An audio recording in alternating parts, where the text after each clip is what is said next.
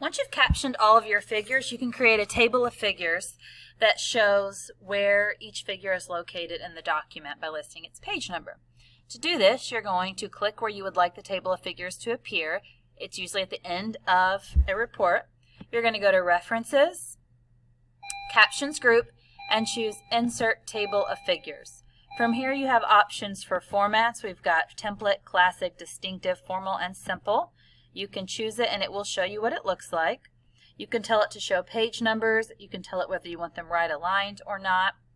And there's even another option here for additional options. So in your table of figures, do you only want captions? Do you want headings? So you can tell it exactly what you want to show up. And I'm going to go ahead and hit OK. And you'll notice that our figure 1 is on page 1, figure 2 is on page 2, and figure 3 is on page 4. That is a table of figures.